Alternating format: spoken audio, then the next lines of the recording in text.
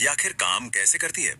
क्या ये सिर्फ नियमों और कानूनों का एक बहुत बड़ा उलझा हुआ जाल है, या फिर इसके पीछे की कहानी कुछ और ही है?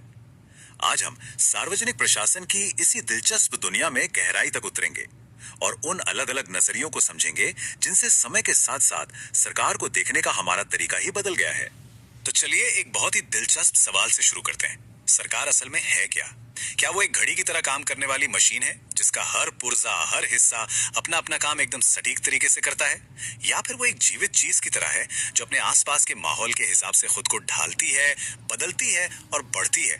या शायद वो एक बाजार की तरह है जहां हर कोई अपने फायदे के लिए मोल भाव कर रहा है? देखिए, इसका कोई एक सीधा सा जवाब नहीं है और यही बात इस पूरे विषय को और भी ज्यादा मजेदार बना देती है। ठीक है, तो हमारा सफर शुरू होता है सबसे पुराने ख्याल से, जिसे हम कहते हैं क्लासिकल व्यू या शास्त्रीय दृष्टिकोण।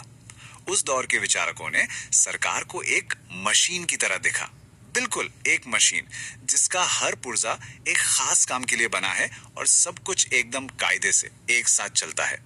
उस वक्त सारा जोर बनावट पर था, नियमों पर था और सबसे जरूरी कुशलता यानी एफिशिएंसी पर था। इस मशीन वाले सोच की जो नींव थी वो था इंस्टीट्यूशनल अप्रोच। इसका मतलब ये था कि अगर सरकार को समझना है तो हमें उसका औपचारिक ब्लूप्रिंट देखना होगा। संविधान क्या कहता है, सरकार की अलग अलग शाखाओं के बीच शक्तियां कैसे बटी हुई हैं, मतलब सब कुछ कानूनी ढांचे और औपचारिक संरचनाओं के बारे में ही था। और इसी दृष्टिकोण का एक बहुत ही अहम आइडिया था पॉलिटिक्स और एडमिनिस्ट्रेशन का डाइकोटमी यानी द्वैत भाव। इसका सीधा सा मतलब यह था कि ये दोनों दुनियाएं बिल्कुल अलग अलग हैं, इनमें कोई लेना देना नहीं है। मान लीजिए संसद ने एक कानून बनाया कि हर बच्चे को शिक्षा मिलनी चाहिए। ये हो गई राजनीति। अब उस कानून को जमीन पर उतारना, मतलब स्कूल बनवाना, टीचरों की भर्ती करना और ये पक्का करना कि बच्चे स्कूल आए, ये सारा काम प्रशासन का है। इस नजरिए के हिसाब से प्रशासकों का काम सिर्फ हुक्म मानना था, अपना दिमाग लगाना नहीं। इसके बाद कहानी थोड़ी और आगे बढ़ी और आया स्ट्रक्चरल अप्रोच। इसने मशीन वाली सोच को एक कदम और आगे बढ़ाया। इसने उस जमाने के साइंटिफिक मैनेजमेंट के जो सिद्धांत थे, जो फैक्ट्रियों में बहुत कामयाब हो रहे थे, उन्हें सरकार में लागू करने की कोशिश की। सोच ये थी कि अगर हम सबसे सही प्रक्रिया और ढांचा तैयार कर दें तो सरकारी कामकाज को भी किसी फैक्ट्री की तरह 100% कुशल बनाया जा सकता है।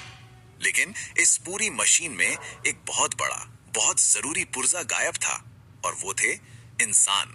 आलोचकों ने कहा कि आप कितने भी अच्छे नियम और ढांचे बना लें, आखिरकार किसी भी संगठन को चलाते तो लोग ही हैं। उनकी भावनाएं, उनके रिश्ते, उनके फैसले, सब कुछ मायने रखता है। इस दृष्टिकोण ने इंसानी पहलू को पूरी तरह से नजरअंदाज कर दिया और इसी वजह से इसे लोगों के बिना संगठन का नजरिया भी कहा जाने लगा।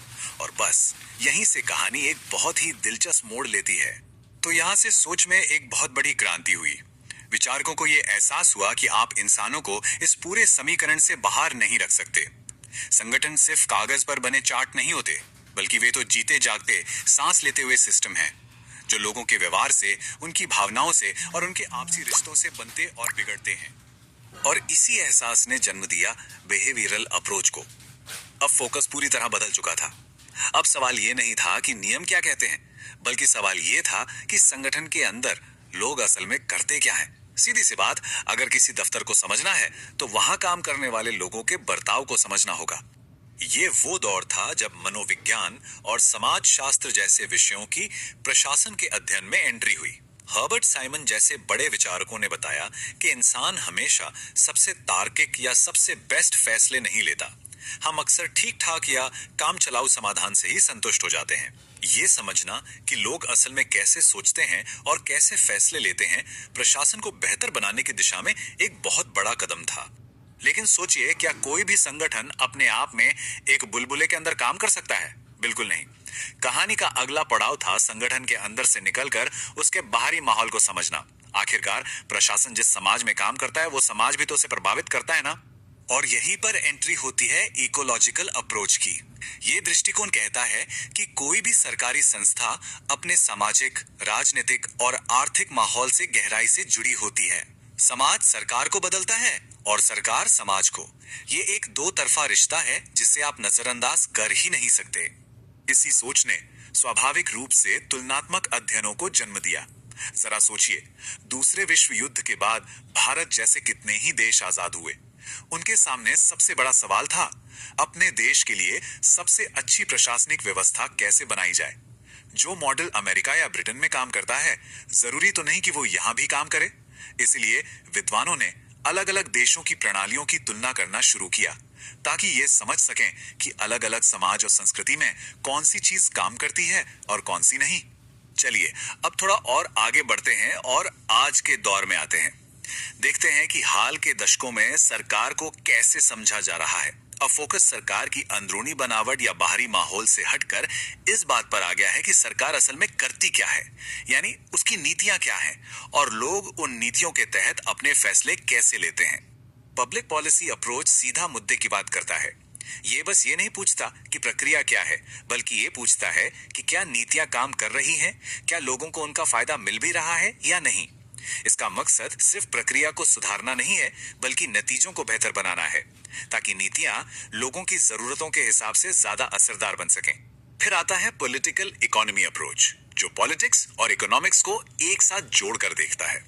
ये समझने की कोशिश करता है कि राजनीतिक फैसले जैसे चुनाव या कोई नया कानून अर्थव्यवस्था पर क्या असर डालते हैं, और दूसरी तरफ आर्थिक ताकतें राजनीति को कैसे प्रभावित करती हैं। आसान भाषा में कहें तो ये पैसे और शक्ति के बीच के रिश्ते की पड़ताल करता है। और अब बात करते हैं एक बिल्कुल ही अलग नजरिए की, पब्लिक चॉइस अप्रोच। ये कहता है कि चलिए एक पल के लिए मान लेते हैं कि नागरिक और सरकारी अधिकारी दोनों ही अपनी समझ से काम करते हैं और हमेशा अपने फायदे को सबसे ऊपर रखते हैं। इस सोच के हिसाब से नागरिक सरकारी सेवाओं के उपभोक्ता हैं और सरकार एक बाजार की तरह है जहां सेवाओं का लेन देन हो रहा है। अच्छा, अगर हम ये मान लें कि नौकरशाह भी अपने विभाग का बजट और अपनी शक्ति बढ़ाना चाहते हैं, तो फिर क्या किया जाए।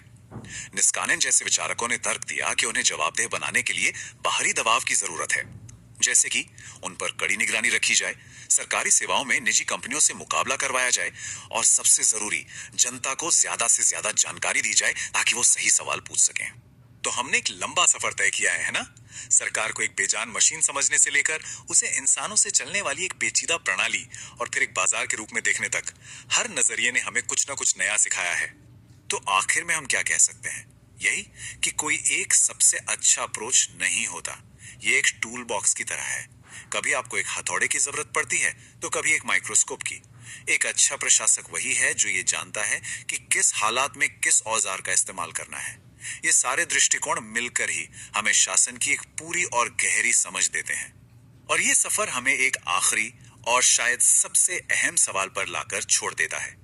जैसे जैसे हमारी दुनिया बदल रही है, तकनीक आगे बढ़ रही है और समाज और भी ज्यादा जटिल होता जा रहा है, तो सरकार को समझने का अगला बड़ा विचार क्या होगा? भविष्य की सरकारों को कौन सा नजरिया आकार देगा? ये एक ऐसा सवाल है जिसका जवाब हमें आने वाले वक्त में ही मिलेगा।